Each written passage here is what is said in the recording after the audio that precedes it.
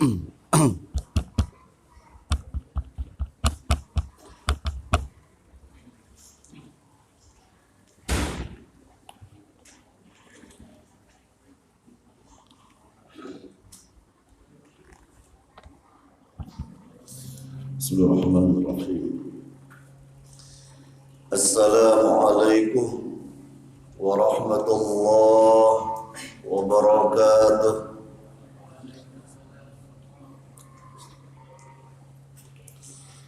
Innal hamdalillah nahmaduhu wa nasta'inuhu wa nastaghfiruh wa na'udzu billahi min shururi anfusina wa min sayyiati a'malina. May yahdihillahu fala mudilla lahu wa may yudlil fala hadiya lahu. Wa ashhadu an la ilaha illallah wahdahu la syarika lahu wa ashhadu anna Muhammadan abduhu wa rasuluh. Ya ayyuhalladzina amanu taqullaha haqqa tuqatih wa la tamutunna illa wa antum muslimun. Ya ayyuhan nasu taqu rabbakum alladzi khalaqakum min nafsin wahidah wa minha zawjaha wa bassa minhuma rijalan katsiran wa nisaa'a wattaqullaha alladzi tasaaluna bihi wal arham innallaha kana 'alaikum raqiba. Ya ayyuhalladzina amanu taqullaha wa qulu qawlan sadida yaghfir lakum a'malakum wa yaghfir lakum dhunubakum wa may yuti'illaha wa rasulahu faqad faza. Amma ba'du fa inna asdaqal hadithi kitabullah wa khairul hadi hadi Muhammad wa syarrul muhdatsat fa inna kulla muhdatsatin bid'ah wa kulla bid'atin dhalalah wa kulla dhalalatin finnar. Hadirin wal hadirat rahimakumullah. Alhamdulillah, pada siang hari ini kita diperintahkan oleh Allah untuk bisa melangkahkan kaki kita menuju salah satu rumah Allah dan ingin memahami kalamullah yang pada siang hari ini akan mempelajari surat Al-Baqarah ayat 62. Sebetulnya ayat ini ya sudah dibahas pada pertemuan sebelumnya, tetapi masih faedah belum kita bahas hari ini. Mudah-mudahan ya kita bisa menyelesaikan ya membahas semua faedah-faedah yang ada di dalam ayat yang mulia ini.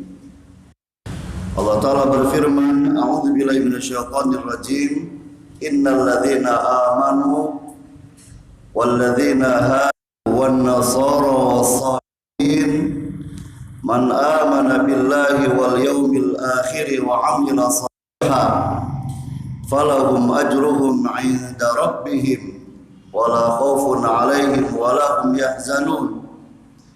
Allah Ta'ala berfirman, sesungguhnya orang-orang yang beriman dan orang-orang Yahudi, begitu juga orang-orang Nasrani dan juga kaum Sabiin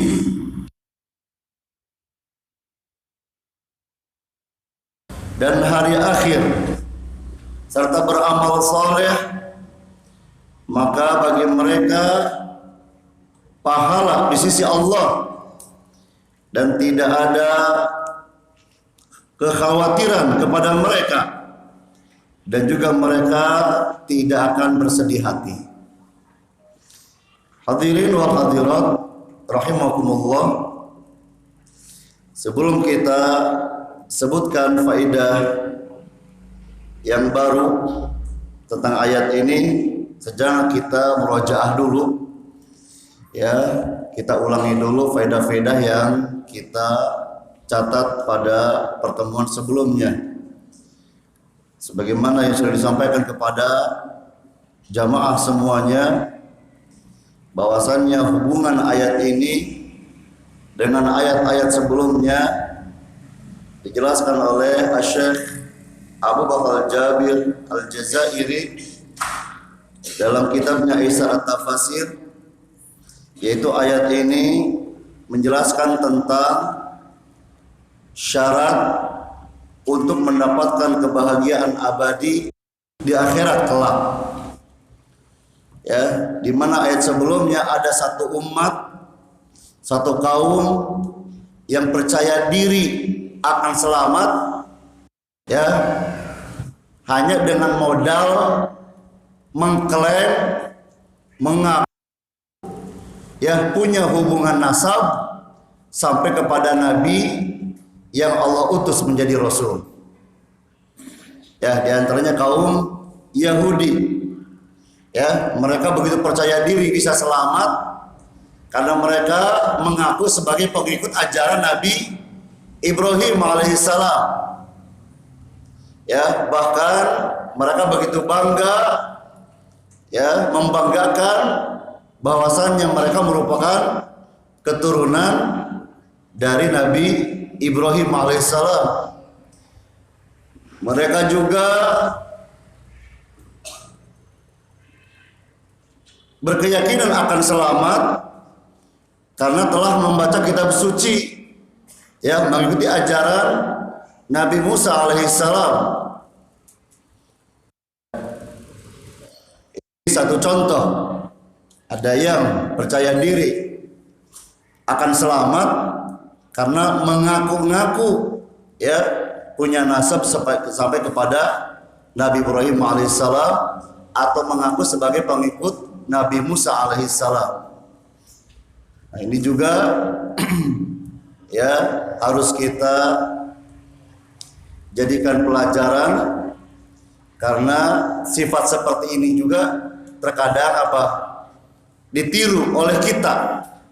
Kita hanya bisa mengklaim, mengaku, tetapi tidak berusaha memenuhi syarat-syarat, sama seperti orang Yahudi, ya, hanya pengakuan dengan lisan, tapi tidak mau berupaya mengikuti Nabi Ibrahim alaihissalam. Ya, makanya di sini para jamaah rahimakumullah, Allah Ta'ala menyebut ada 4 golongan. Ya, jadi Allah mengajak kepada 4 golongan ini, ya, untuk menjalankan syarat-syaratnya supaya pengakuannya bisa bermanfaat. Kalau hanya pengakuan saja tapi syarat-syaratnya tidak dijalankan, maka pengakuan tersebut tidak berikan banyak manfaat. Ya, yang Allah terima, yang Allah nanti selamatkan adalah mereka yang benar-benar mengikuti ajaran Nabi yang mereka aku. Maka di sini, ya, yang Allah panggil, ya, yang Allah seru, yang Allah angkat namanya siapa? Yaitu orang-orang yang beriman. Maksud orang yang beriman di sini, menurut pendapat yang paling kuat, adalah pengikut Nabi Muhammad Sallallahu Alaihi Wasallam. Nah, ada pendapat yang lain, orang beriman di sini adalah kaum munafikin, orang-orang munafik. Makanya Allah berikan penjelasan, ini syaratnya. Jangan cuma ngaku-ngaku. Kalau ingin bahagia, ini syaratnya. Ya, itu nanti Allah sebutkan, beriman dan beramal soleh. Itu ya sebagian pendapat. Makanya di disebut oleh Allah ya mengiringi nama yang lain yang rusak juga, yaitu kaum Yahudi, Nasrani, dan Sabi'in. Tapi pendapat yang paling kuat kata para ulama, maksud orang beriman di sini adalah yang beriman yang sesungguhnya, pengikut Nabi Muhammad sallallahu alaihi wasallam. Ya, bukan orang munafik. Karena kalau sekiranya orang munafik itu biasanya Allah punya bahasa sendiri ketika sedang membahas orang munafik. Tidak dengan tegas mengatakan orang yang beriman, tapi ada tambahan penjelasan. Seperti misalnya Allah Ta'ala berfirman, alam tara ilal ladzina yaz'umuna annahum amanu unzila ilaika wa unzila min qablik yuriduna ayatahakamu ila taghut wa qad umiru ayakfuru bih. Apakah kau sudah melihat orang-orang tuh yang mengklaim, yang ngaku-ngaku beriman kepada Al-Qur'an dan kepada kitab sebelum Al-Qur'an, tapi maunya berhukum dengan hukum taghut, padahal sudah diperintahkan untuk mengingkarinya. Sudah lihat belum kata Allah? Ini tentang siapa ini? Orang-orang munafik. Jadi disebut beriman itu ada tambahan kata-kata, itu mengklaim. Baru itu orang munafik. Paham ya? Atau dengan kata yang lain. Ya, misalnya dengan kata-kata beriman dengan lisannya, tapi hatinya belum. Ya, imannya belum masuk ke dalam hatinya. Itu orang munafik. Jadi ada penjelasan tambahan dari Allah bahwasanya imannya itu nggak benar. Nah, kata para ulama kalau yang ini ya tegas, innal ladzina amanu. Maka makna ya ketika Allah makna beriman adalah beriman yang sesungguhnya. Itu apa? Yang mengikuti Nabi Muhammad sallallahu alaihi wasallam. Pertanyaannya yang perlu kita cari jawabannya, kalau memang ini adalah untuk pengikut Nabi Muhammad sallallahu alaihi wasallam, kenapa Allah kemudian memberikan penjelasan syaratnya ini? Bukankah pengikut Nabi sudah memenuhi syarat? Bisa dipahami pertanyaannya? Ini kan orang yang beriman untuk pengikut Nabi Muhammad sallallahu alaihi wasallam. Berarti imannya sudah bagus, betul atau tidak? Sudah bagus. Kalau sudah bagus, kenapa Allah masih mengangkat kembali golongan ini dan dijelaskan syaratnya? Beriman dan beramal soleh. Bukankah kalau sudah beriman yang sesungguhnya, ya apa namanya, itu sudah cukup? Gimana jawabannya? Apa hikmahnya? Allah perlu menjelaskan kembali syarat ini kepada orang yang beriman, padahal sudah melaksanakannya, sudah memenuhinya. Kenapa? Nah, ini harus kita pahami ketika ada pernyataan dari Allah ya tentang orang yang beriman, kemudian mengajak melakukan amalan yang sebetulnya sudah diamalkan. Nah, itu kata para ulama maksudnya adalah mengajak untuk istiqomah. Mengajak untuk istiqomah seperti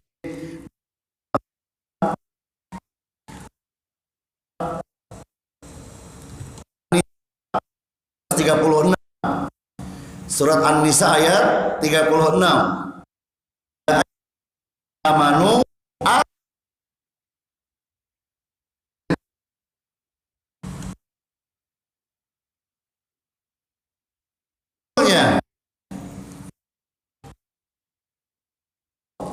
memanggil itu sudah itu ini dan kepada Allah dan Rasulnya. Kenapa Allah kembali mengajak orang beriman untuk beriman kepada apa ini? Ajakan untuk kualitas imannya kepada Allah dan Rasulnya. Maka berdoa kepada Allah dengan doa minta hidayah. Teruskan. Jangan di apa namanya kita misalnya katakan, ini ngapain saya minta hidayah lagi? Kan sudah dapat. Gak boleh. Tetap kita baca ihdinas siratal mustaqim. Allahumma inni as'aluka ya Allah aku minta hidayah. Padahal sudah dapat ya enggak? Sudah menjadi muslim, sudah ikut sunnah Nabi. Kenapa Mas minta hidayah?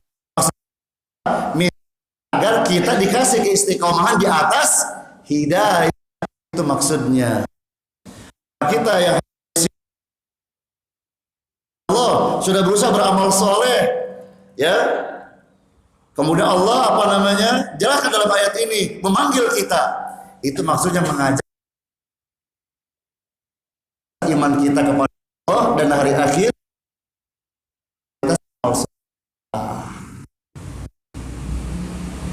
Ya, mengajak istiqomah, mengajak berhati-hati ketika berbuat, mengajak berhati-hati ketika bicara, mengajak berhati-hati ketika berteman, bersahabat.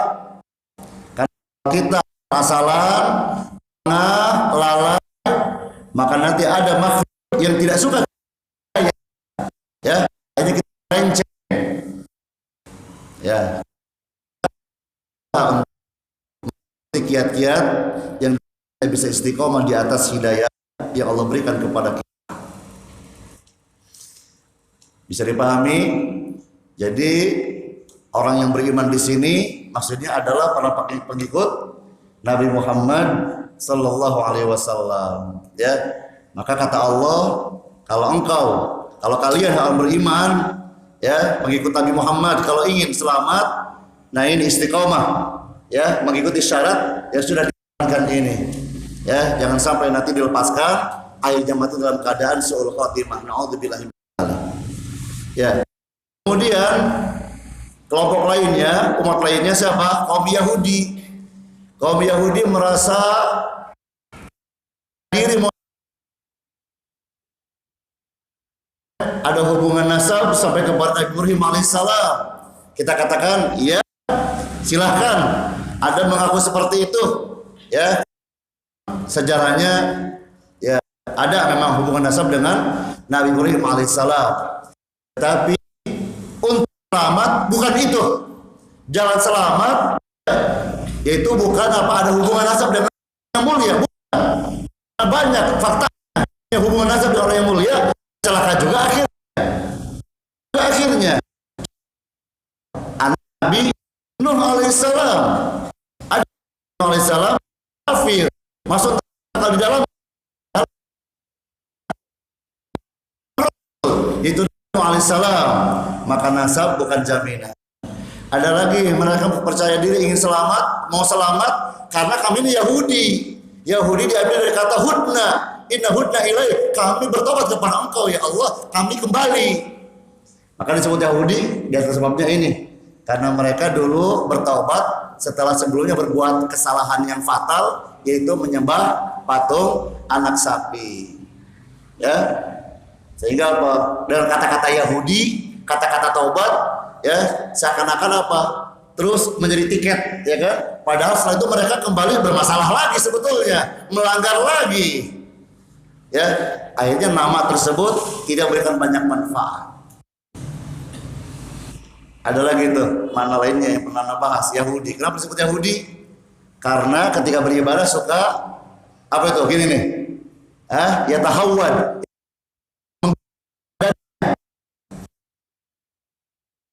Itu gitu tuh. Ditiru gimana? Akan tertentu.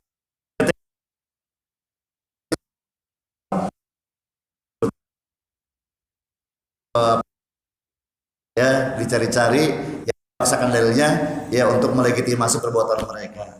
Ya, padahal asal perbuatan itu dari orang Yahudi, menggunakan badannya, ya, ketika Nasrani mengklaim, ya, akan selamat karena mereka, ya, merupakan apa katanya, manusia penolong utusan Allah, maka disebut Nasrani. Dari kata apa itu? Nasoro, ya, yang suruh. Kalau banyak Ansor, diambil dari kata itu tuh, karena menolong Nabi Isa alaihissalam. Atau ulama yang lain ini karena mereka, ya, berasal dari daerah Nasiroh, dari daerah Nasiroh yang ketika diterjemahkan oleh orang kita itu Nazaret, ya, dalam bahasa Arabnya Nasiroh. Di situ diambil Nasrani, pengikut Nabi Isa. Ya, tapi mereka berusaha mengikuti ajaran Nabi Isa AS. alaihissalam, ya, mereka banyak melanggar ajaran Nabi Isa alaihissalam. Maka Allah apa? Jelaskan syaratnya ini. Ya, syaratnya kalau ingin selamat, ya tidak cukup pengakuan semata. Satu lagi siapa yang Allah sebut di sini? Kaum Sabiin. Di sini banyak ikhtilaf, banyak pendapat. Ya, sebagian pendapat mengatakan kaum Sabiin adalah orang-orang yang pernah membaca kitab Zabur. Kitab suci yang diturunkan kepada Nabi siapa? Nabi Daud alaihissalam. Pendapat yang lain, Sabiin ini adalah ya, kaum yang katanya mengikuti ajaran Nabi Nuh alaihissalam. Ajaran Nabi salam. Ada lagi yang mengatakan kaum ini orang yang tahu ucapan la ilaha illallah, tapi prakteknya banyak kesyirikan, menyembah malaikat, menyembah bintang-bintang, ya, bulan, matahari. Itu kaum Sabiin. Mereka mengklaim ya selamat, tapi tidak memenuhi syaratnya. Maka Allah jelaskan kepada kita dan kepada orang yang akan selamat, kalau ingin selamat ini syaratnya. Apa syaratnya? Beriman kepada Allah dan hari akhir, beramal soleh. Ya, beriman dan beramal soleh. Kemudian para jamaah rahimakumullah, yang sudah kita bahas juga yaitu hubungan antara iman kepada hari akhir. Dalam banyak ayat, dalam banyak dalil, beriman kepada Allah ya itu selalu beriringan dengan beriman kepada hari akhir. Apa hikmahnya di balik itu? Ya, catatannya masih ada? Dicatat atau tidak? Apa yang pertama? Hubungannya karena iman kepada Allah ya itu mengharuskan iman kepada hari akhir. Jadi punya hubungan erat. Orang yang beriman kepada Allah itu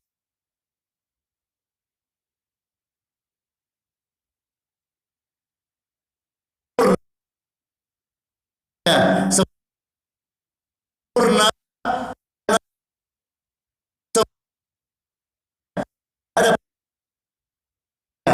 Maka ketika Allah menciptakan langit dan bumi, menciptakan manusia dengan beragam perbuatan yang berbeda, ada yang baik, ada yang buruk, tentu di situ ada hikmahnya.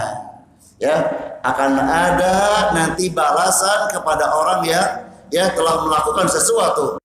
Baik, maka nanti balasannya baik, jika buruk maka balasannya juga nanti apa? Ya, siksa dengan kehendak Allah. Maka orang yang berbuat bejat, keburukan, terus keburu mati, bagaimana? Kalau tidak ada kelanjutannya, berarti di sini nanti menuduh Allah apa perbuatannya? Apa? Banyak sesuatu yang bermanfaat nanti, sia-sia disebutnya. Nah, Allah Maha Suci dari ini semuanya. Perbuatan Allah mengandung hikmah. Ketika Allah menciptakan kita untuk apa? Allah ingin menguji kita. Siapa di antara kita yang paling bagus amalnya? Dan nanti akan ya diputuskan pada hari kiamat. Siapa yang bagus, siapa yang tidak. Akhirnya kita meyakini apa itu? Adanya hari akhir. Ya. Terus apa lagi? Yang kedua, beriman terhadap sifat adilnya Allah ya. Sifat adilnya Allah. Allah Maha Adil. Berarti akan berkonsekuensi mengimani hari akhir. Karena Allah akan memberikan balasan sesuai dengan apa perbuatan kita. Di situ akan nampak keadilan Allah dengan adanya hari akhir. Di dunia ini apa? Ya, negeri ujian, negeri amal. Ya, adapun nanti balasan nanti di akan disitulah akan nampak adilnya Allah. Maka mengimani punya sifat Maha Adil, kita akan kepada ya ya meyakini adanya pahala dari Allah kepada orang yang beramal soleh, meyakini akan adanya siksaan dari Allah untuk orang yang banyak berbuat pelanggaran. Berarti akan berkonsekuensi meyakini iman kepada hari akhir, karena ya pahala yang nanti kita dapatkan secara sempurna nanti di sana. Ya, begitu juga hukuman, ya, yang berat bagi para pelanggar apa aturan Allah itu. Nah, akhirnya kita mengimani hari akhir. Ya, nah ketika kita sudah mengimani hari akhir, maka nanti akan apa? Berdatangan iman yang lainnya, iman kepada malaikat, iman kepada kitab-kitab, iman kepada para rasul, iman kepada Allah dan qadar. Ada hubungan erat itu. Ya. Jadi kalau kita sudah meyakini iman kepada hari akhir, berarti bagaimana? Berarti nanti pada hari kiamat akan ada banyak saksi yang akan menjadi saksi kita pada hari kiamat. Ya, maka akan ada bukti-buktinya nanti, ada yang mencatatnya. Akhirnya meyakini adanya malaikat yang mencatat perbuatan kita, yang mengawasi perbuatan kita, yang melaporkan tindak tanduk kita kepada Allah. Ya. Dan Allah nanti di sana adil, akan mengadab orang yang sudah dikasih nasihat bagaimana, tapi nggak mau dengar. Ya, berarti bagaimana kita akan meyakini iman kepada para rasul. Ya, Allah telah mengutus para rasul supaya kita nggak punya alasan lagi, nggak punya hujah lagi nanti. Ya, kemudian apa lagi? Ya, Allah telah menciptakan surga dan juga ya neraka. Dan Allah mengetahui siapa yang memenuhi dua tempat tersebut. Allah sudah, dan itu semuanya sudah tercatat dalam kitab induk. Ya, maka beriman kepada apa akhirnya? Qadha dan qadar. Ini hikmahnya. Iman kepada Allah banyak beriringan dengan iman kepada hari akhir. Nah, berikutnya baru kita bahas ya perkara-perkara yang dengannya kita dianggap benar beriman kepada Allah Ta'ala. Apa saja yang pertama? Ya, ada 4 perkara tuh yang harus kita penuhi kalau kita ingin disebut hamba yang beriman kepada Allah ya dengan iman yang sebenarnya. Harus memenuhi 4 perkara. Yang pertama apa? Mengimani adanya Allah. Al-imanu biwujudillah, mengimani adanya Allah. Maka di poin yang pertama ini ya, di antara manusia ada yang celaka dan binasa karena tidak meyakini Allah itu ada. Siapa di antaranya? Kaum ateis. Ya, kaum ateis tidak meyakini ya adanya Ar-Rabbu, ya sang pencipta alam. Mereka tidak meyakini adanya Tuhan. Ateis. Maka mereka orang yang gagal mendapatkan kebahagiaan yang abadi karena tidak mereka penuhi. Itu beriman kepada Allah. Yang ini siapa lagi? Yang celaka dan binasa, yaitu ditanya di mana Allah, jawabannya nggak di mana-mana. Ini juga yang nanti gagal imannya.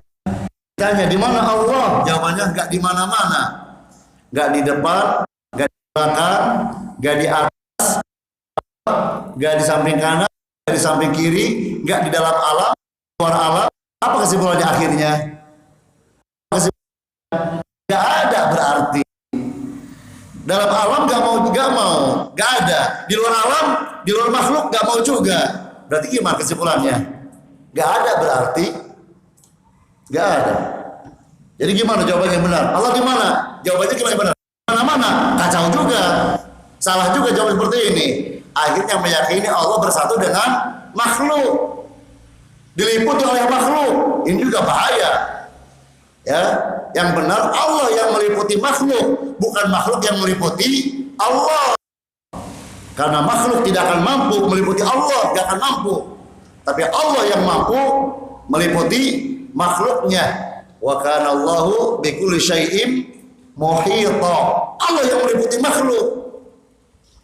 Maka ya akidah yang benar, yang sejalan dengan keyakinan atau dengan makna ayat ini, yaitu meyakini Allah di mana? Jawab, di atas arasy. Arasy itu makhluk terbesar, dan setelah arasy tidak ada makhluk lagi. Setelah arasy tidak ada makhluk lagi, dan Allah di atas arasy. Ya, tapi jangan dibayangkan, dihayalkan kayak gimana ya, apa duduk atau bagaimana, jangan, nggak boleh. Ya, kita mengimani apa yang Allah kabarkan tentang dirinya kepada kita. Apa kata Allah tentang dirinya? Ar-Rahmanu 'alal arsy istawa. Allah istiwa di atas arasy. Sudah istiwa. Yakin istiwa, gak usah diolah-olah, ya, dibawa ke makna yang lain yang jauh dari kebenaran. Jadi poin yang pertama saja sudah banyak yang tereliminasi ini. Ya, banyak yang keluar ini dari orang-orang yang mendapatkan kebahagiaan. Keluar mereka ini karena tidak memenuhi syarat. Siapa lagi yang lain? Para pengikut Darwin. Celaka dan binasa. Para pengikut Darwin. Apa? Di antara teorinya apa? Semua terjadi dengan begitu saja, dan ada teori apa namanya yang kita kenal? Evolusi. Ya. Apa? Kesimpulan di balik itu. Jadi nggak ada sang pencipta. Nggak ada sang pencipta. Ya, mengingkari adanya Allah. Nah ini. Baik, yang kedua, mengimani apa? Rububiyah Allah. Beriman kepada Allah kalau ingin benar harus meyakini Allah punya sifat rububiyah. Apa sifat rububiyah? Yaitu Allah punya hak menciptakan. Hanya Allah yang memberi rezeki, hanya Allah yang mengatur alam ini. Itu namanya rububiyah. Ya, jadi berkaitan dengan perbuatan Allah yang menciptakan, yang memberi rezeki, menghidupkan, mematikan, ya, mengatur alam ini, memelihara alam ini. Itu rububiyah. Ya, dan poin ini banyak yang gagal, banyak yang binasa. Padahal sudah Allah jelaskan bahwasanya Allah lah pemilik alam ini. Alhamdulillahi Rabbil Alamin. Allah, segala puji bagi Allah. Allah, ya, Rabb, pemilik, pencipta semesta alam. Banyak yang gagal, banyak yang binasa, banyak yang celaka. Siapa di antaranya? Di antaranya orang-orang yang suka datang ke dukun minta diramal. Di antaranya orang-orang yang suka datang ke pawang hujan minta bantuannya. Ya, orang yang datang ke dukun, orang yang datang ke pawang hujan, dia dalam hati yang punya keyakinan si pawang hujan itu punya kemampuan mengatur alam ini. Ya, awalnya hujan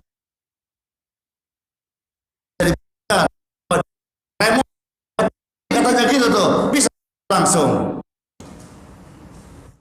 Ya, sebagian manusia yang cari-cari pembenaran itu bukan apa sebetulnya, bukan dia mampu sih, ikhtiar saja. Sebetulnya dia itu berdoa kayak seperti yang lain berdoa.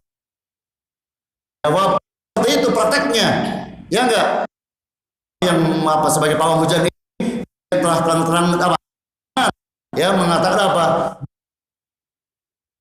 Keadaan alam ini karena teman-temannya banyak di langit katanya. Mendekatnya banyak di langit. Gitu. Wallahualam.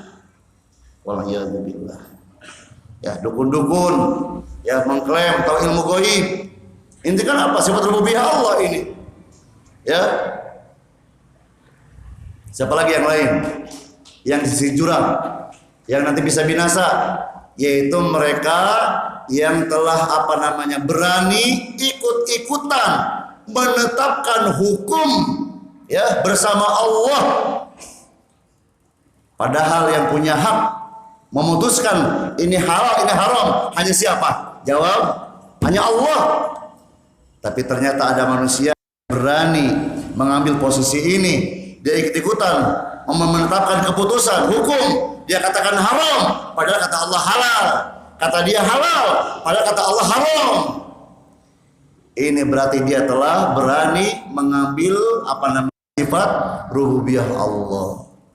Maka yang celaka bukan hanya orang itu, termasuk para pengikutnya. Termasuk para pengikutnya yang sami'na wa ta'na kepada tokoh tersebut. Ya, ittakhadhu ahbarahum wa ruhbanahum arbaba min dunillah. Mereka menjadikan rahib-rahib mereka, pendeta-pendeta mereka, tokoh agama mereka Rabb selain Allah. Disebut Rabb tuh. Disebutnya Rabb. Ya, disebutnya oleh mereka. Allah menjelaskan bahwasanya orang Yahudi, orang Nasrani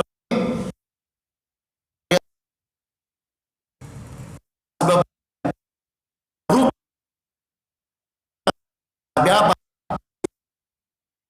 Kan meramkan kepada itu tuh yang termasuk apa? Menuhankan selain Allah. Disebutnya apa? Rob. Karena Rob ini yang punya hak mengatur. Hanya Allah yang punya hak seperti itu. Ya, maka di sini bisa jadi di antara kita ada yang rusak akidahnya, rusak imannya karena menjadikan Rob yang beradu.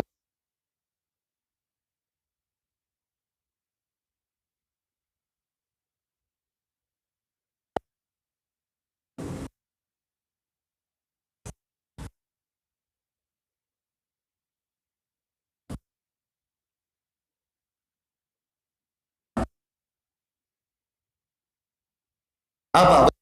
Allah iman kepada Allah, yaitu berhak di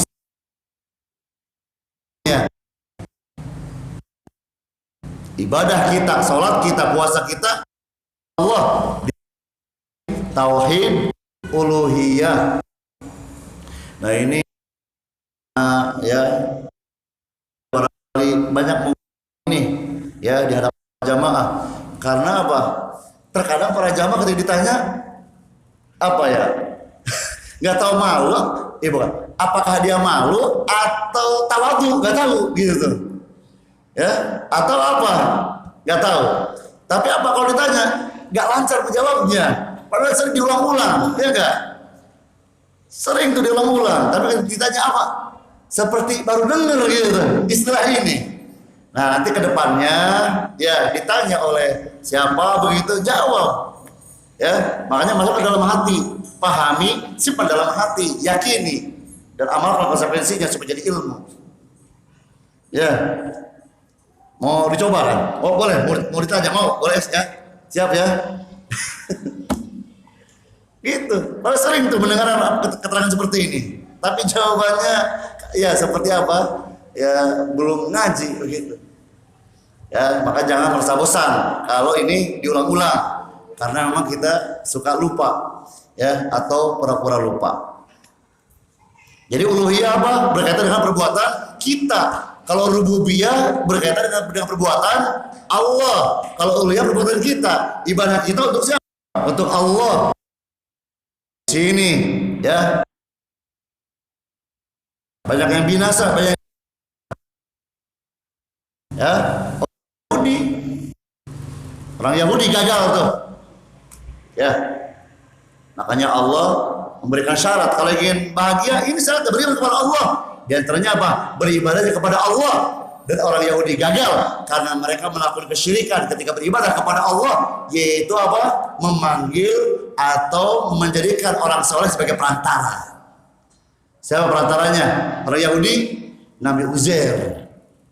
Ya, di sini yang gagal siapa lagi? Orang Nasrani.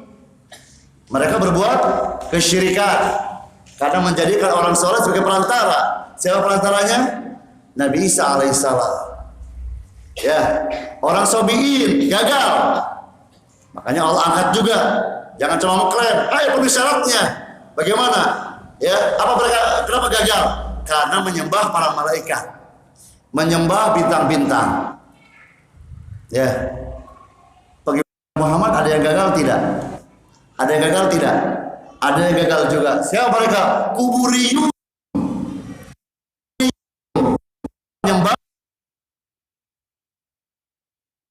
para penyembah kuburan. Lisannya berucap asyhadu alla ilaha illallah wa asyhadu anna muhammadar rasulullah, tapi perbuatannya membatalkan kalimat syahadat ini. Ya, ucapannya menunjukkan tauhid, tapi perbuatannya ya perbuatan syirik, merusak tauhid. Kuburiyun yang ketika berdoa ya pakai perantara orang soleh, ya syekh fulan, wali fulan dan lain sebagainya. Ya, yang keempat, apa yang keempat? Beriman kepada nama dan sifat Allah yang indah dan sempurna. Ya.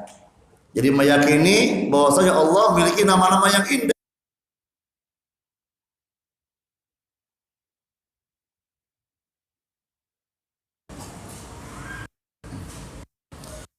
Di sini juga ada yang gagal.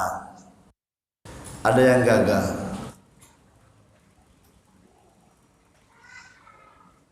Siapa yang gagal? Yaitu mereka yang mengingkari sifat-sifat Allah, ya, yaitu Jahmiyah.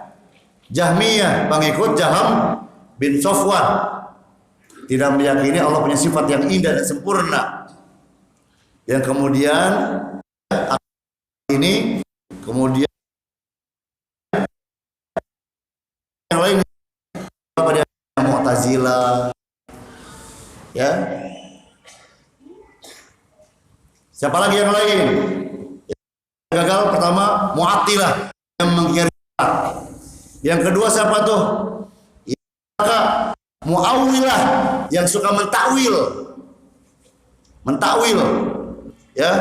Jadi maknanya dipalingkan ke yang lain yang sangat jauh. Karena syubhat di kepalanya. Ya, seperti dijelaskan Allah punya sifat. Pikirannya langsung ke tangan manusia begitu. Akhirnya apa? Ditakwil. Mana yang lain? Apa artinya? Kekuasaan. Ada dalil Allah punya sifat mata. Allah punya sifat mata. Allah punya mata. Langsung pikirannya ke mata yang dimiliki oleh manusia. Akhirnya bagaimana? Ya, diingkari akhirnya Allah punya sifat mata. Ditakwil mananya ke yang lain. Ya. Istiwa berada di atas. Langsung ya pikirannya itu melalang buana kepada raja yang duduk di atas singgasana, yang butuh kursi, yang butuh pijakan. Ya, akhirnya bagaimana? Diingkari sifat istiwa, dibawa kemana yang lain. Diartikan apa akhirnya? Diartikan menguasai. Diartikan menguasai. Ini namanya Mu'awwilah, kelompok yang suka mentakwil. Nah, ini juga celaka. Apalagi yang lain, musyabbihah yang menyamakan Allah dengan makhluk. Ya, apa? Dia mengatakan apa? Allah punya tangan. Iya, punya tangan. Tangannya seperti kamu tuh. Nah, ini bahaya nih. Ya. Allah Maha mendengar. Dia jawab, "Iya, Allah Maha mendengar." Mendengarnya kayak ente. Jadi menyamakan ya hakikat sifat Allah dengan sifat manusia. Namanya musyabbihah. Musyabbihah. Nah, kalau kita bagaimana Ahlus Sunnah meyakini Allah punya nama dan sifat yang indah, maknanya jelas, mendengar, maknanya jelas, ya melihat, maknanya jelas, tangan, maknanya jelas, apa tuh? Mata, jelas. Tetapi hakikatnya tidak sama dengan makhluk. Allah mendengar sesuai dengan keagungan Allah. Hanya Allah yang tahu caranya. Adapun kita mengetahui maknanya hakikatnya serahkan kepada Allah. Itu Ahlus Sunnah wal Jamaah. Nah, ada yang lain yang mirip Ahlus Sunnah tapi sebetulnya bukan. Celaka juga. Siapa mereka? Mufawwidah. Mufawwidah yaitu yang mentafwid, yang menyerahkan kepada Allah makna dan hakikatnya. Contoh, datang tuh dalil Allah apa namanya as-sami'. As-sami'. Apa as-sami' maknanya? Serahkan kepada Allah. Jadi gak punya makna akhirnya. Al-Basir, dia dalam Allah Al-Basir. Apa kata dia? Serahkan makna dan hakikatnya kepada Allah. Sampai maknanya pun gak mau tuh. Sampai maknanya juga tidak mau. Nah ini juga nih ya bermasalah manhaj seperti ini. Kalau Ahlussunnah mengakui maknanya, tapi hakikatnya serahkan kepada Allah. Imam Malik rahimahullah ditanya oleh seseorang lagi berada di majelis ilmu, ditanya, wahai Imam, Allah istiwa, gimana istiwanya? Berarti nanya tentang apa ini? Nanya tentang tata cara, gimana istiwanya? Gimana berada di atasnya? Gimana Allah itu? Imam Malik langsung menunduk, ya, menunjukkan apa beratnya pertanyaan ini dan menunjukkan bahwasanya bertanya ini bermasalah ini. Apa akidahnya? Ya, akhirnya beliau menjawab, apa itu? Al-istiwa maklum. Al-istiwa maknanya jelas. Tuh lihat, Ahlussunnah mengimani maknanya. Ya sudah, istiwa apa? Berada di atas. Ya, istiwa. Wal kaifu majhul, tapi tata caranya kita nggak tahu di atasnya gimana. Kita dituduh tuh oleh mereka tuh, Ahlussunnah tuh Salafi tuh, katanya Allah duduk di atas kursi apa arsy. Enggak, kita mengatakan istiwa. Ya, bersemayam, istiwa berada di atas. Ya. Hakikatnya bagaimana hanya Allah yang tahu. Hanya Allah yang tahu. Jadi kita dituduh menggambarkan Allah seperti raja di atas kursi yang menempel, kemudian bagaimana butuh kursi. Tuduhan ini, fitnahan terhadap kita. Ya sudah jelas kata Imam mananya. Ya. Wal wajib, dan mengimaninya wajib, harus diimani. Allah itu istiwa di atas arsy. Wasu'alu anhu bid'ah, dan menanyakan tata cara ini adalah bid'ah, merasa pernah menanyakannya bid'ah ini.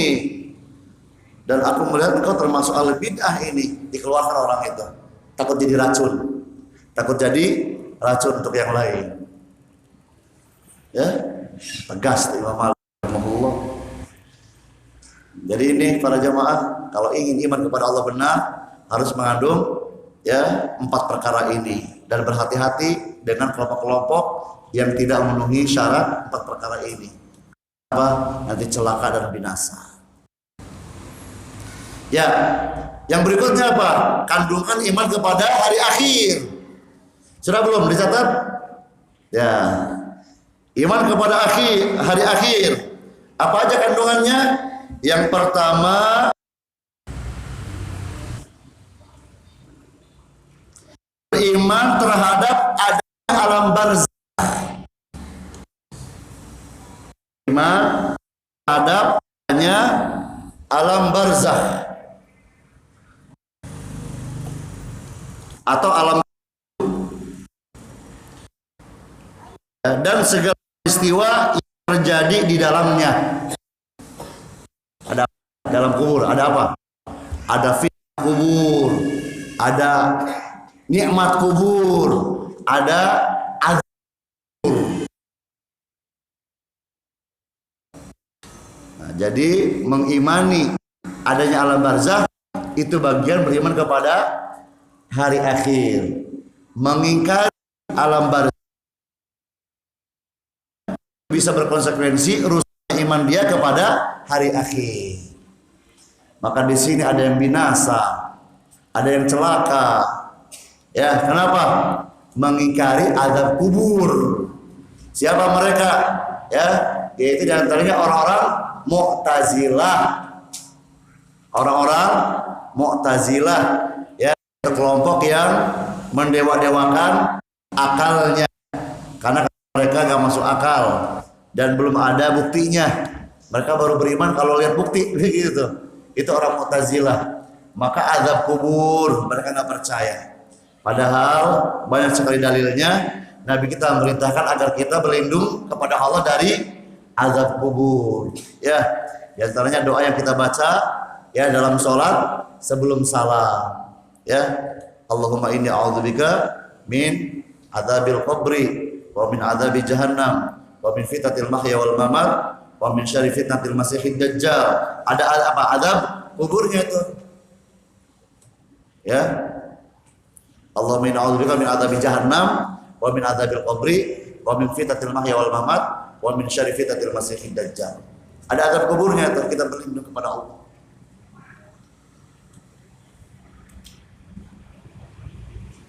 Peristiwa dalamnya apa tadi? Fitnah kubur. Apa fitnah kubur? Itu ujian. Ujian berupa pertanyaan yang diajukan oleh dua malaikat. Yang kalau bisa jawab, maka nanti selanjutnya dapat nikmat kubur. Dibuka pintu surga, aroma segarnya, aroma wanginya datang. Ya, kuburannya diluaskan sejauh mata memandang. Dikasih cahaya, ditemani ya seseorang yang penampilannya membahagiakan. Ya, dan disuruh istirahat, disuruh tidur, ya tidur yang nyenyak seperti tidurnya pengantin baru. Ya, kemudian ruhnya diajak jalan-jalan, mengelilingi dan mengunjungi taman-taman surga, ruhnya. Ya, nikmat.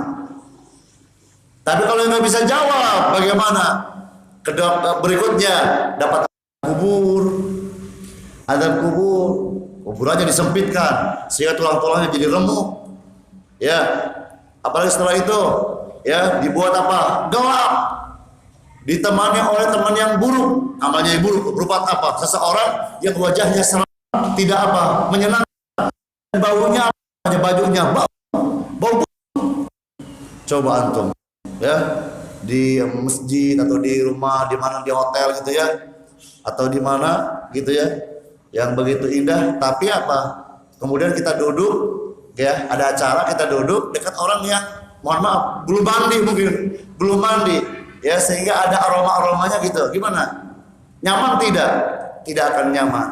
Apalagi ini sudah gelap, sempit, yang ada bau busuk, ya siksaan. Dan bukan hanya itu, ya di antara mereka ada yang didatangi oleh ular yang kepalanya sangat banyak. Didatangi oleh sekelompok ular yang berjumlah berapa? 99 tinin. Satu tininnya berjumlah 70 ular. Satu ularnya 7 kepala. Tuh, kepala ular yang datang melilit, yang mencaplok dan menggigit orang ini nih, yang diadab dalam kuburnya. Nah, ini mengimani ini bagian kepada hari akhir. Terus yang kedua apa? Beriman terhadap akan datangnya hari kiamat kubro. Kalau yang tadi alam barzakh, kiamat sugro, kematian, kiamat kecil. Kalau yang kedua mengimani adanya kiamat kubro, kiamat besar. Ya, dan huru hara yang terjadi pada hari tersebut. Ya, bulan, ya namanya bintang berjatuhan, ya kemudian apa lagi? Ya gunung copot dari atasnya. Ya, kemudian lagi wa idzal biharu fujirat, laut luber. Kemudian apa? Sujirat, panas. Jadi sudah luber, panas. Ya. Jadi ini diantara gambaran huru-hara hari kiamat. Maka mengimaninya bagian beriman kepada hari akhir. Yang ketiga, iman kepada hari akhir, yaitu beriman terhadap adanya hari kebangkitan. Beriman terhadap adanya hari kebangkitan dan segala peristiwa yang terjadi di dalamnya. Ya, yaitu ada apa? Perkumpulan semua makhluk dari pertama sampai terakhir kumpul semuanya. Ya, nanti setelah itu ada proses hisab, ya diperhitungkan untuk amal kita oleh Allah.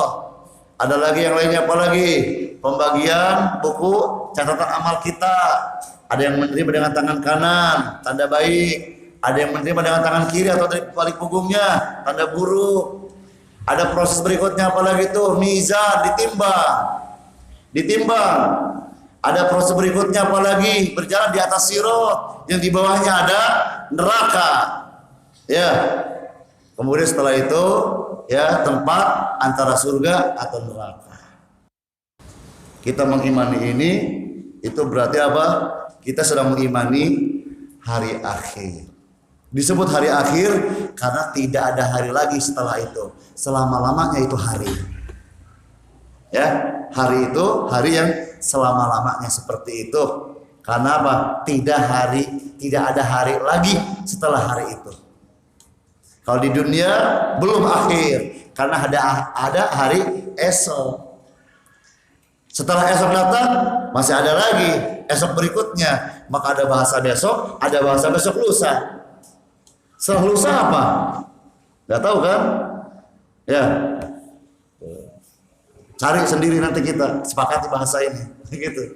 Kayak cucu ya, cucu, cicit, terus ada tuh. Terus tuh ada tuh. Ya. Tapi di akhir tidak ada. Karena kematian disembelih oleh Allah. Kematian disembelih oleh Allah. Maka yang di surga selama-lamanya di surga. Yang di neraka selama-lamanya di neraka. Abadan, maka semuanya hidup abadi dengan kehendak Allah. Tinggal kita cari posisi, ya, di posisi yang mana yang kita inginkan. Jawabannya di mana pengennya? Surga, ya enggak? Maka pembuktiannya dengan amal kita. Setelah beriman kepada Allah yang benar, ayo beramal soleh. Beramal soleh. Jadi kalau renungan ini para jamaah insya Allah bisa meningkatkan ya amal kita, bisa meningkatkan semangat kita dalam mentaati ini. Tuh di alam barzakh, hari-hari nanti hari kebangkitan banyak merenungkan ini ya. Maka dalam banyak dalil Allah banyak berikan nasihat ya, sambil Nabi mengingatkan beriman kepada Allah dan akhir. Karena dengan kita merenungkan itu kita bisa terdorong untuk meningkatkan amal soleh kita insya Allah. Ya, berikutnya syarat berikutnya apa tadi? Beriman sudah selesai. Yang berikutnya beramal soleh. Ya, kalau ingin bahagia dengan kebahagiaan yang abadi, maka hendaknya ya kita setelah beriman kepada Allah, yaitu isi kita dia dengan banyak amal soleh. Dengan memperbanyak amal soleh. Nah, pertanyaannya yang harus kita jawab, apa hikmahnya? Ya, amal soleh banyak disebut setelah disebut iman. Ya enggak? Banyak tuh dalam banyak ayat, iman dan amal soleh, iman dan amal soleh. Apa hikmahnya? Apa tujuannya? Ya, di antara hikmahnya adalah agar kita ya menjadi tahu bahwasanya amal soleh itu adalah konsekuensi dari iman yang benar kepada Allah. Ya, amal soleh adalah konsekuensi dari iman yang benar kepada Allah. Bahkan amal soleh merupakan bagian dari iman kepada Allah. Karena iman apa itu? Berupa keyakinan dengan hati, iman berupa ucapan dengan lisan, dan juga iman merupakan amalan dengan anggota badan. Maka amal soleh itu satu bagian dari 3 bagian ya unsur iman. Jadi kalau hanya menyatakan beriman tapi amalnya tidak ada, maka tidak sah imannya. Tidak sah imannya, kayak iblis. Ya. Kayak iblis meyakini Allah itu apa? Rob. Bahkan apa? Dengan lisannya apa? Berdoa kepada Allah minta umur panjang. Tapi perbuatannya tidak menunjukkan. Kata Allah sujud, iblis akhirnya menjadi iblis gara-gara satu rukun, satu namanya bagian tidak dipenuhi, yaitu apa? Dengan anggota sujud. Iblis menolak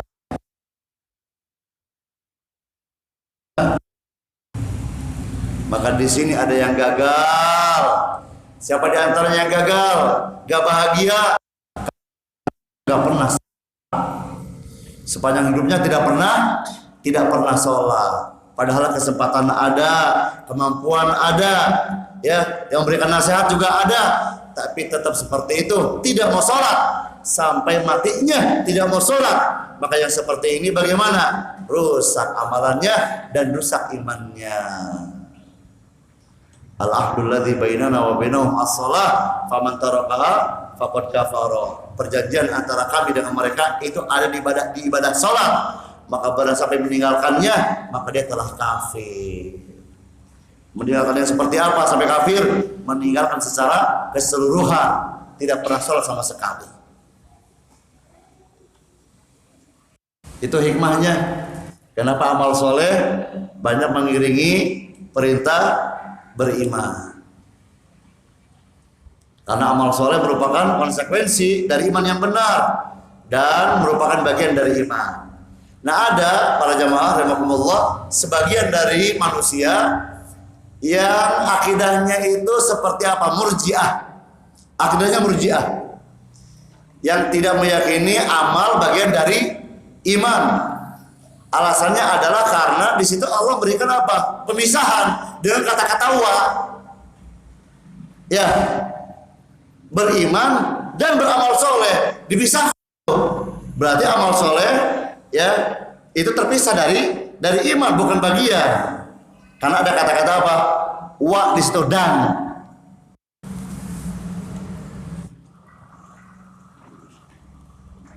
Nah, orang Murji'ah yang seperti ini bertemu dengan Imam Syafi'i rahimahullah. Ya. Kata orang Murji'ah bahwasanya amal gak termasuk iman. Buktinya itu ada waw, dipisahkan oleh waw. Ya, kalau bersatu gak ada wawunya, udah beriman aja berarti. Ya, gak ada bisa-bisa. Wal jamaah meyakini apa? Amal bagian dari iman. Imam Syafi'i rahimahullah, kalau begitu berarti kamu dua Tuhan. Kalau begitu, kalau kamu memahami seperti ini, berarti kamu di dunia ini menyembah dua Tuhan. Orang ini menolak. Ya, subhanallah, aku gak seperti itu. Ya, kamu sendiri yang meyakini itu. Berarti kamu menyembah dua Tuhan. Kalau kamu memahami wow pemisah. Ya. Enggak. Menolak orang. Kalau kamu meyakini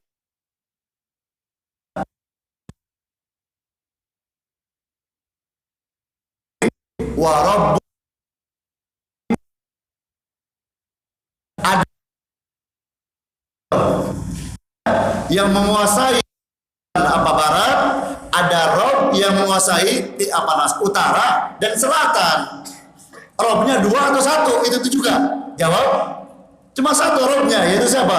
Allah yang menguasai semua penjuru. Tapi dengan kamu meyakini bahwa itu pemisah, berarti dua Tuhan tuh yang menguasai itu. Ada dua Tuhan. Dari situ dia sadar dan bertobat dari pemahaman dulu. Ya, jadi wow di situ gak mesti dipahami pemisah, terpisah dari yang lain, gak mesti. Ini ya kecerdasan Al-Imam Syafi'i.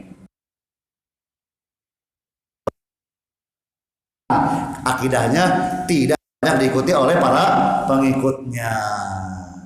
Yang diikuti apanya biasanya? Fikihnya, cara wudhunya, cara sholatnya, ya, dan sebagainya. Tapi yang bagian pentingnya nggak diikuti. Apa itu? Akidahnya sangat disayangkan. Ya.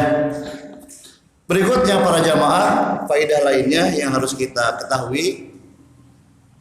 Para ulama memberikan penjelasan bahwasannya ketika iman disebutkan bersama amal soleh, kata sebagian ulama itu memiliki makna yang berbeda. Ya, pembahasan ini persis dengan kata-kata antara iman dan takwa.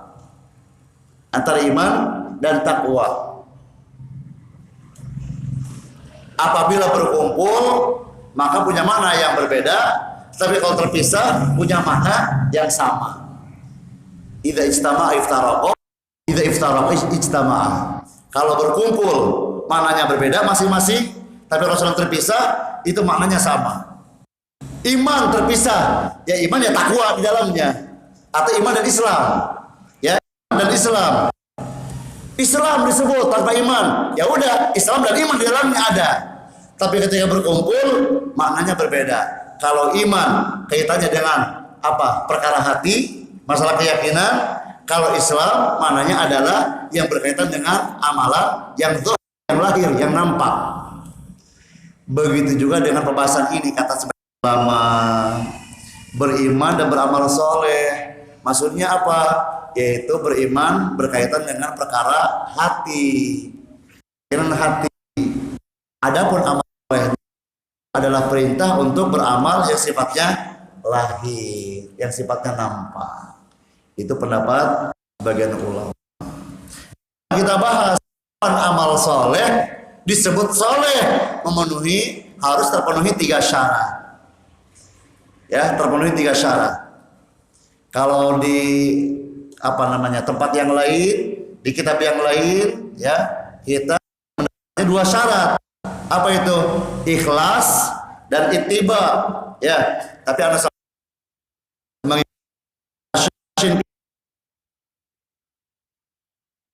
sama iman, yang kedua ikhlas, dan yang ketiga ittiba. Ada iman, ada ikhlas, ada ittiba. Ya, ketika disebut yang gugur, Yahudi, Nasrani, Majusi, ya, seperti yang gugur tereliminasi. Siapa lagi? Ya, Hindu, Buddha, dan agama-agama yang lainnya selain Islam berguguran ketika disebut. Siapa lagi yang lain? Kafir, yang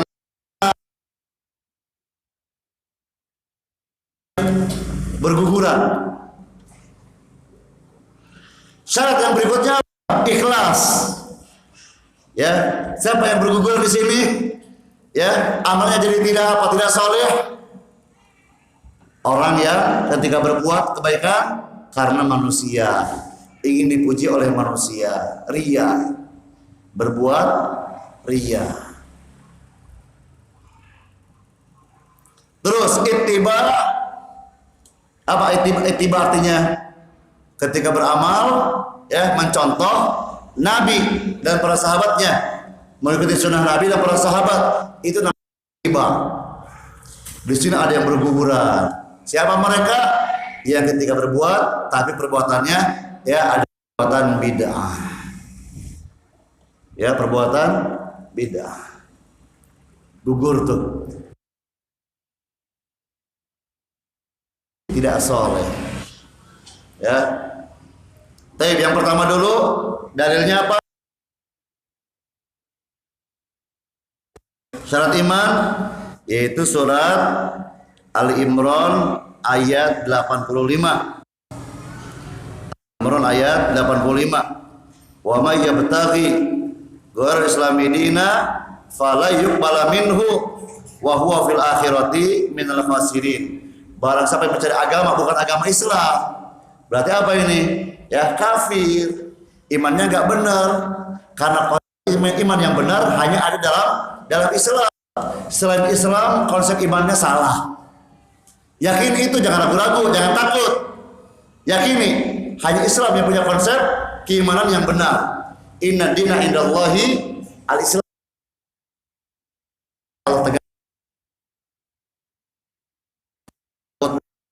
Apa? Ya. Kalau beragama Islam, amalannya tidak soleh, maka ditolak oleh Allah karena dibangun bukan di atas keimanan yang benar kepada Allah, dan dia di akhir termasuk orang yang merugi. Terus dalil tentang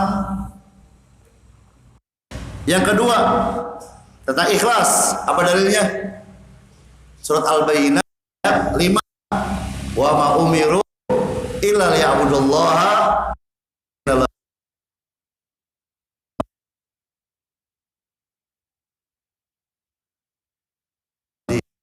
Al-Bayyinah ayat 5. Terus ittiba. Karena para jamaah insyaallah sudah banyak mendengar materi ini. Ittiba, apa ittiba? Mengikuti tuntunan Nabi sallallahu alaihi wasallam. Apa dalilnya? Surat Al-Ahzab ayat 20. Kana fi Rasulillah uswatun hasanah. Telah ada ya pada diri Nabi untuk kalian sebagai apa? Suri teladan yang baik untuk kalian. Tambahkan lagi Al-Hasyr ayat 7. Fakhudhu wa manahahu fantahu. Yang Nabi bawa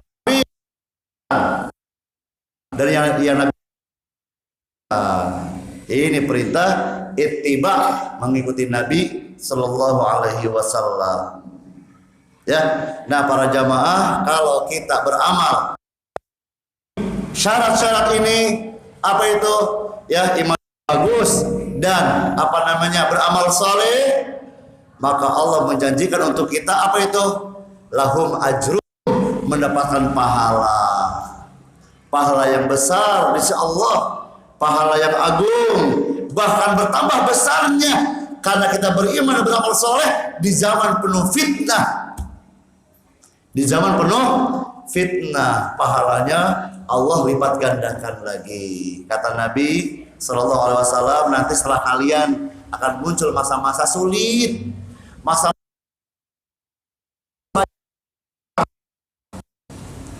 kapan ini? Kata Nabi, ya setelah kalian ini nanti muncul, ya di mana beragama, kata Nabi, seperti memegang batu. Maka yang beramal pada saat tersebut bagaimana? Itu pahalanya seperti orang yang beramal 50 manusia dari kalian. Jadi beramal di akhir zaman yang penuh fitnah, ya ketika dia menjalankan kebenaran atau sunnah Nabi, itu pahalanya seperti pahala 50 sahabat Nabi. 50 sahabat Nabi. Kata sebagian sahabat, ya mencoba mungkin memperbaiki, jangan-jangan Nabi lupa, jangan-jangan begitu. Kata sebagian sahabat, setara dengan 50 orang dari mereka, ya Rasulullah. Apa dari mereka, ya Rasulullah? Kata Nabi, minkum, dari kalian. Kata Nabi begitu. Dipertegas lagi oleh Nabi. Ya, maka di sini kita harus semangat. Maka ibu-ibu yang sekarang banyak apa ujian, ya sama saudaranya diledek sebagai ninja, sama tetangganya disebut radikal, ya bapak-bapak juga sama disebut teroris. Ya, sabar. Ya, disebut jamaah kebanjiran, disebut apa namanya apa terus kan tuh ya karena pelihara jenggot disebut itu gitu ya. Sabar karena apa? Ketika kita bersabar mengamalkan sunnah Nabi, pahalanya seperti amalan 50 sahabat Nabi. Tapi jangan salah paham ulama, hadis ini bukan berarti kita akhirnya lebih hebat dari para sahabat, bukan. Ya, jangan salah paham kata para ulama. Beramal di akhir zaman, pahalanya besar, itu saja. Bukan dalil kita lebih hebat dari para sahabat. Bukan. Paham ya? Jadi maksudnya adalah hadis itu menunjukkan bahwa kalau kita beramal di akhir zaman, ikut sunnah Nabi, maka kita lebih unggul daripada yang lain di zaman kita, gitu. Di zaman kita lebih unggul. Ya, kalau yang lain berapa tuh? Ya, 1 misalnya. Kita 50 sahabat, kita lebih unggul. Berarti kita lebih istimewa di apa? Di zaman kita.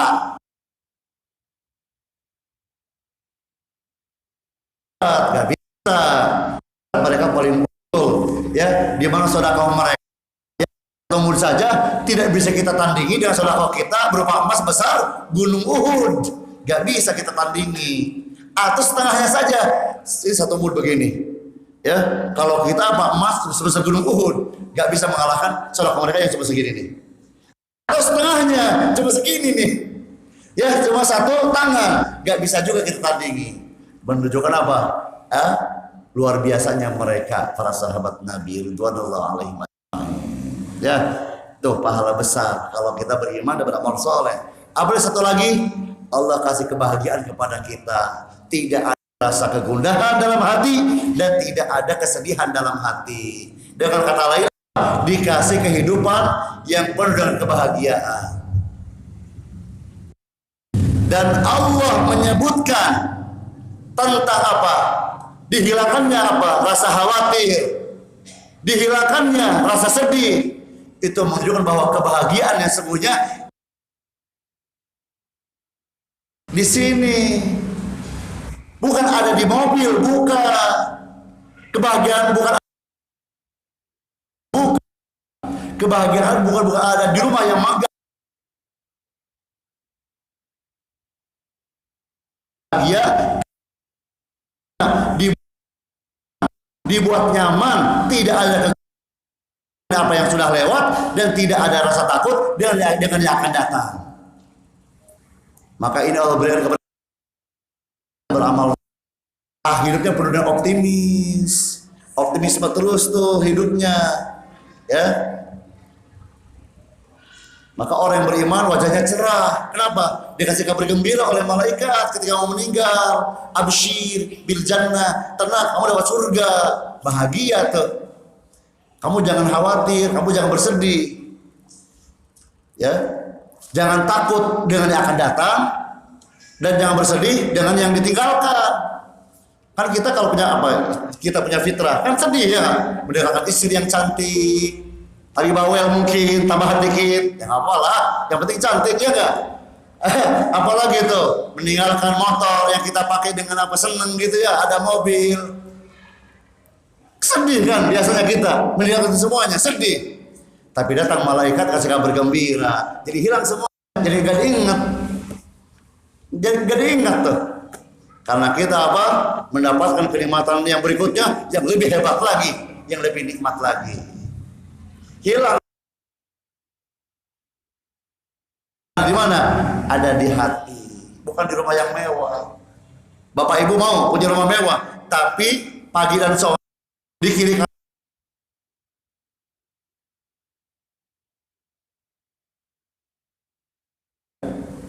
ya, yang nyaman, yang oleh Allah ada rasa dan tidak rasa sedih. Kita sekarang nih aman-aman saja, bahagia ya enggak? Setelah beberapa hari anak kita masuk rumah sakit misalnya. Nah, di rumah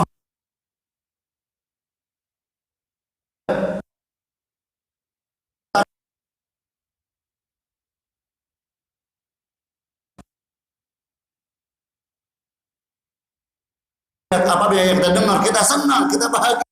Ketika anak sakit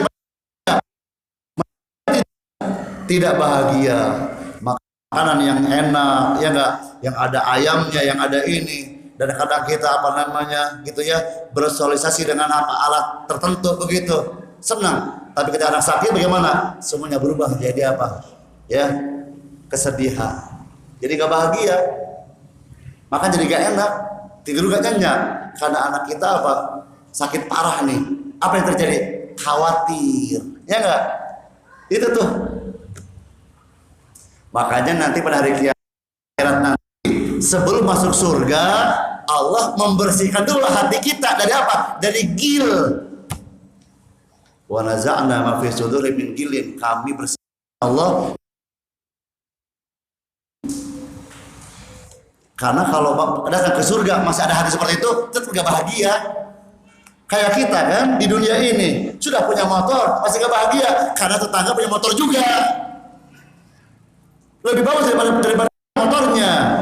Ada deal, akhirnya gak bahagia dengan motor yang kita punya. Ya enggak? Punya mobil sebetulnya, tapi tetap gak bahagia. Kenapa? Tetangga punya mobil yang lebih luas lagi karena deal. Ini nih penyebab kita gak bahagia karena adanya deal dalam hati. Maka sebelum masuk surga bagaimana? Allah bersihkan dulu. Di mana dibersihkannya? Di atas kontoroh. Di atas kontoroh, di atas jembatan. Jadi jembatan yang kita lalui itu ada yang panjang sekali di neraka. Apa namanya? Apa namanya? As-sirat. Tapi nanti setelah lewat selamat, ada lagi tuh kontoroh berikutnya. Itu jembatan untuk saling memaafkan di situ. Kita yang pernah ada iri kepada saudara kita minta maaf di situ. Saling apa namanya memaafkan. Ya, setelah bersih baru dimasuk ke dalam surga. Maka nanti di sana nggak ada demo di sana, ya nggak ada apa pembunuhan di surga, nggak ada. Kan pembunuhan terjadi karena dengki, ya nggak? Karena iri biasanya. Di sana nggak ada dengki, maka di sana nggak ada pembunuhan di surga, ya. Karena semuanya apa? Ya, mensyukuri dengan nikmat yang Allah berikan kepada kita semuanya, insya Allah. Nggak lagi kita melihat yang di atas itu surga, atas lagi protes, kita akan menikmati ini. Surga itu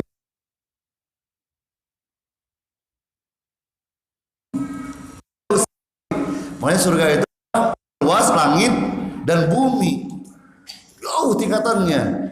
Semakin tinggi semakin apa? Semakin tinggi imannya, semakin tinggi derajat di atas. Ya, maka yang paling tinggi surga, Firdaus, dengan arsh, dekat dengan arsh. Di atas Firdaus ada lagi satu, tapi ini untuk satu orang saja. Namanya Al-Wasilah. Namanya Al-Wasilah. Satu tempat di surga yang paling tinggi, dan ini Allah berikan kepada satu orang saja. Ya, dari semua manusia, ya Allah pilih yang terbaik jadi nabi dan rasul. Dari nabi Allah angkat yang terbaik jadi rasul. Dari rasul Allah angkat yang terbaik 5 saja ulul azmi. 5 ulul azmi 2 saja yang terbaik yang bergelar Khalilullah. Dari 2 yang terbaik cuma 1 yang unggul. Itu yang nanti mendapatkan al-wasilah, yaitu tempat yang tertinggi di surga. Dan diharapkan siapa yang mendapatkannya? Kekasih kita Nabi Muhammad sallallahu alaihi wasallam. Yang kita minta yang mana? Jangan minta ini, jangan. Ini buat satu orang saja al-wasilah ini. Nah, Nabi merintahkan agar kita minta al-firdaus, minta surga firdaus. Ya, seperti itu. Jadi ini syarat dari Allah, hendaklah kita mencari kebahagiaan di mana? Dalam hati. Dengan apa bisa bahagia? Beriman dan beramal soleh. Maka ada kepuasan batin. Ya, ada apa namanya itu dalam hati itu kenyamanan. Ya, masalah ini masalah itu bisa dihadapi dengan baik. Kenapa? Ini nih kita punya Allah.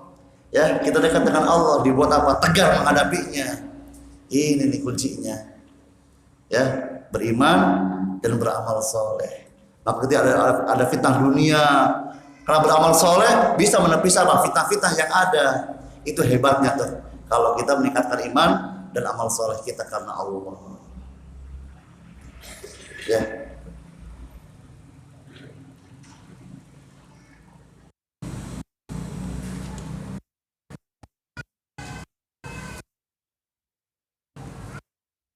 Dan ini, apa benar kebahagiaan itu bisa diraih dengan kekayaan? Apa benar itu bisa diraih dengan kekayaan? Jawab. Apa benar dengan kaya? Benar atau tidak? Tidak. Bisa. Benar atau tidak? Tidak. Bisa. Ya, jawabannya bisa dengan kaya. Tapi pertanyaannya kaya apa? Jawab. Kaya hatinya. Laisal ghina bi kathratil arad, walakin al-ghina nafsi. Kekayaan itu bukan dengan banyaknya harta, banyaknya harta benda, bukan. Kekayaan yang sebenarnya adalah apa? Kayanya hati. Jadi kebahagiaan dan kekayaan benar tapi kayanya dengan apa? Dengan hatinya, penuh dengan iman, penuh dengan amal soleh.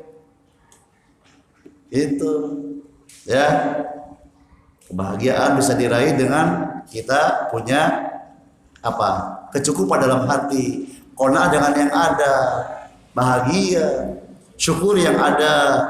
Kalau mau tambahan, berikhtiar dengan cara yang baik, bukan dengan cara dengki. Ya, ingin tambahan kepada Allah, berdoa, banyak beramal soleh supaya rezekinya ditambahkan oleh Allah. Ya, banyak bersyukur. La in syakartum la azidannakum. Allah tambahkan nanti nikmat kepada kita kalau kita bersyukur.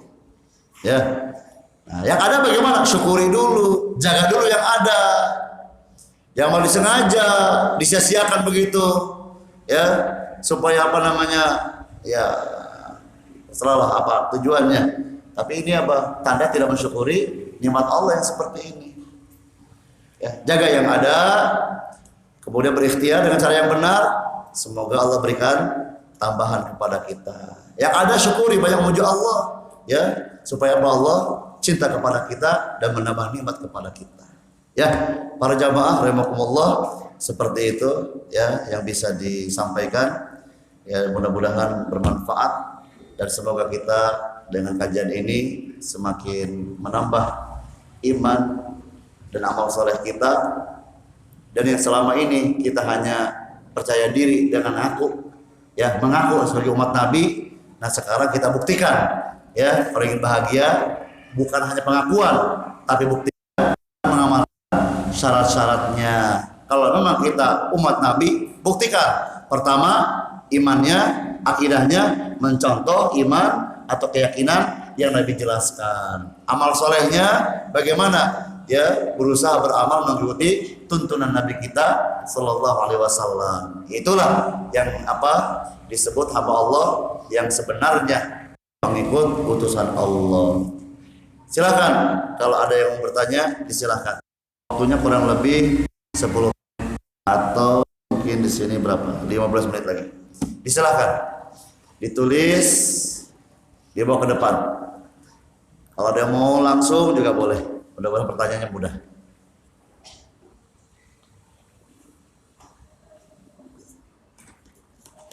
Ya, yang lain kalau ada.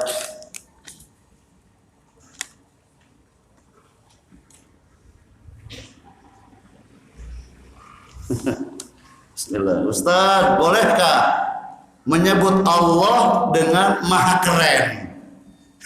Allah maha keren. Jadi kayak gaul nih Allah gitu ya. Jadi gaul nih.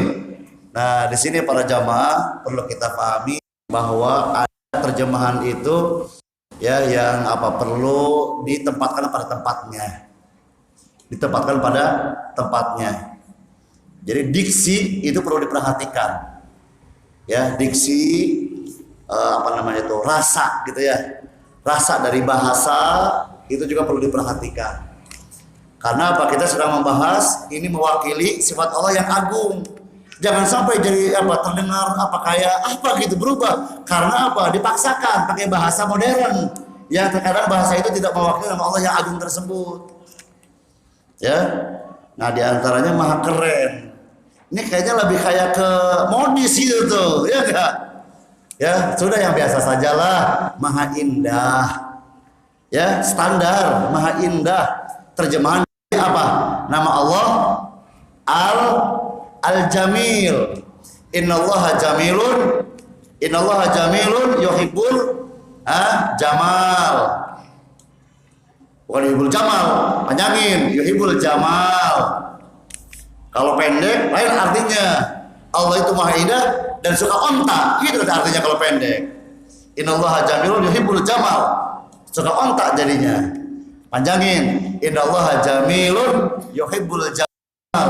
Allah itu maha indah dan suka keindahan ya yang indah-indah. Maka pakaian rapi, pakaian bagus, gak ada masalah dipakai. Karena Allah suka yang indah-indah, yang rapi, yang bersih. Ya. Allah suka. Nah, ini keren terjemahan apa? Kata lain dari indah mungkin.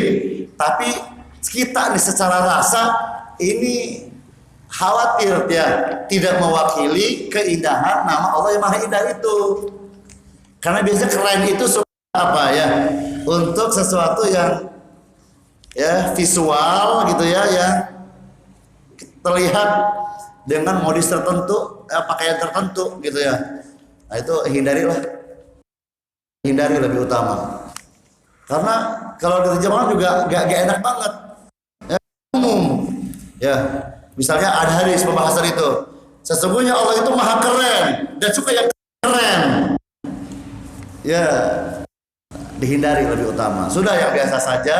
Allah itu maha indah dan suka yang indah-indah. Nah kadang ada orang seperti ini kadang. Karena pengen apa ya? Pengen beda gitu maksudnya. Pengen beda. Akhirnya pakai bahasa yang akhirnya jadi orang salah paham. Aisyah disebut traveler disebutnya. Traveler yang suka jalan-jalan.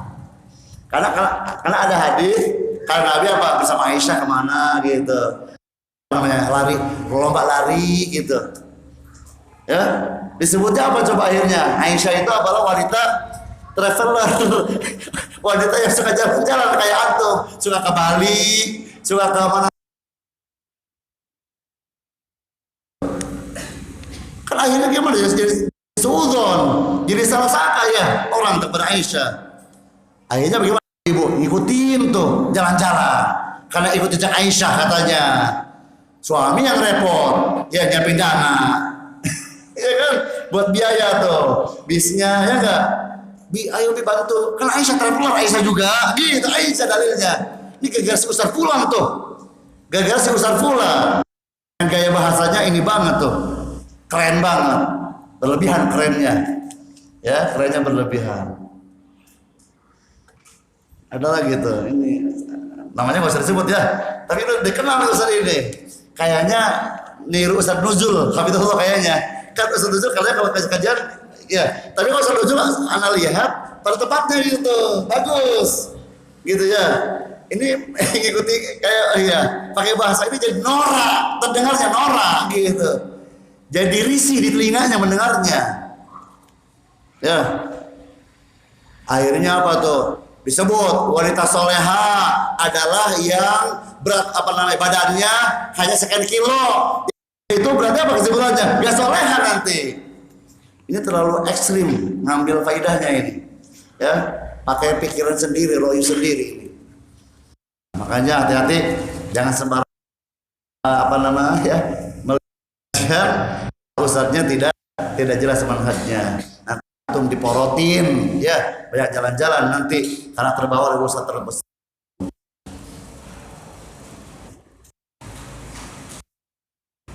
Ada lagi yang lain. Allah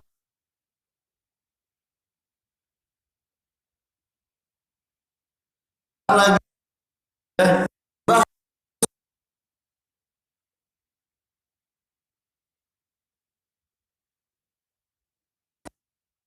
ya. Jadi sudah kata-kata yang apa memunculkan ya pemahaman yang keliru, yang ambigu gitu ya, yang orang penafsirannya banyak itu dihindari supaya kita nanti tidak memberikan kepada Allah gelar yang buruk ya, sementara nama Allah itu apa indah-indah dan sempurna. Ya, baik. Yang lainnya silakan ya.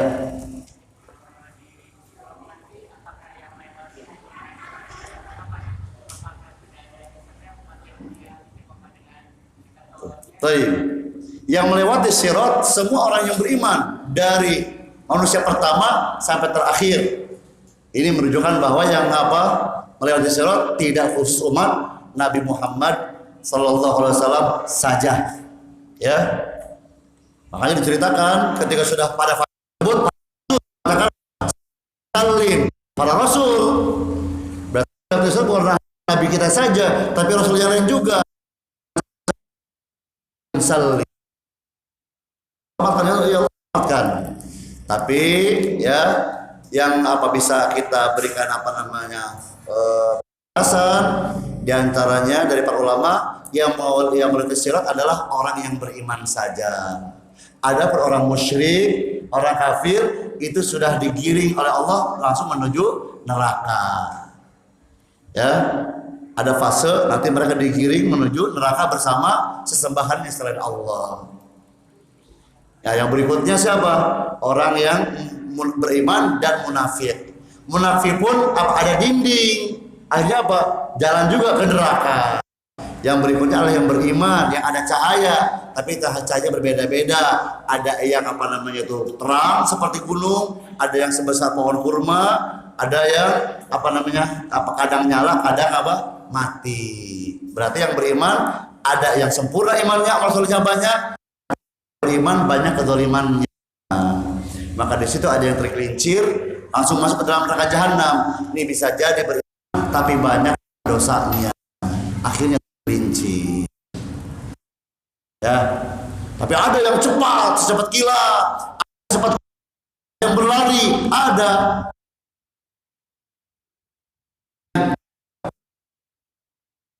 bisa cepat.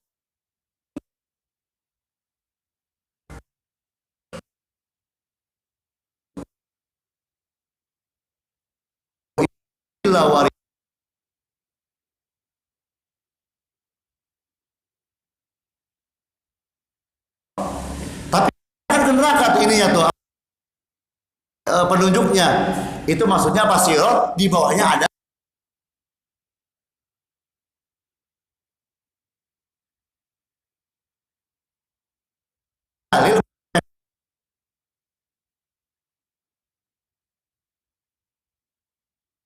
pasir.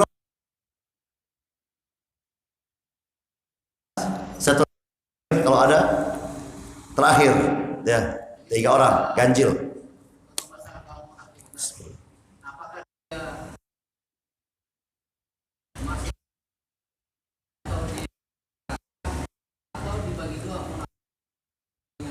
Insyaallah.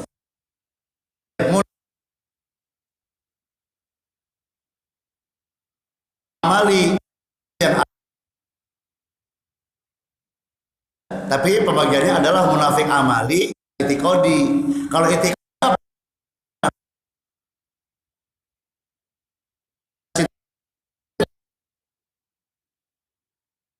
munafik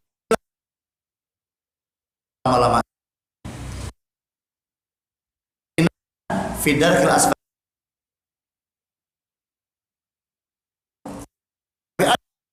berikutnya itu amali yang mesti tadi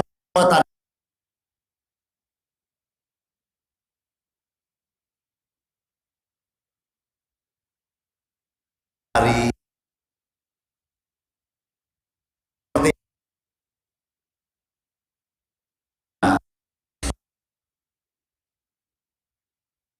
jadi bagiannya Allah insya'a azabahu wa insya'a ghafara lahu. Kalau Allah berkehendak adabnya dulu, diadab dulu.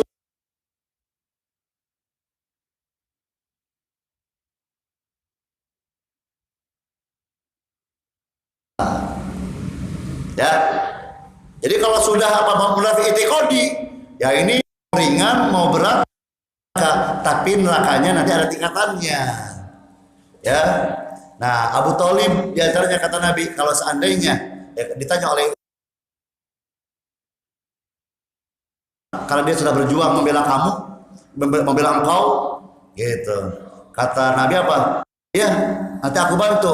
Kalau seandainya aku nggak bantu, maka beliau termasuk yang apa? Di neraka yang paling bawah. Di neraka yang paling bawah. Bersama siapa? Orang-orang munafik. Begitu.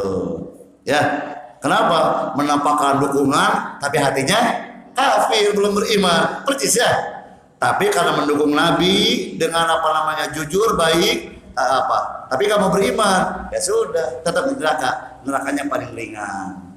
Gimana paling ringannya? Dikasih alas kaki dari api neraka dan mendidih ubun-ubunnya. Itu yang paling ringan. Gimana? Mau? Seperti itu paling ringan mau? Jangan. Ya. Karena neraka yang paling ringan pun seperti itu gambarannya. Gimana yang dahsyatnya? Nah, adapun yang lainnya ya yang tidak bersyafaat dari Nabi udah paling bawah di nerakanya. Ya, semoga kita selamat dan bersih dari sifat-sifat kemunafikan, baik ya amali, terlebih lagi nifaq i'tiqadi.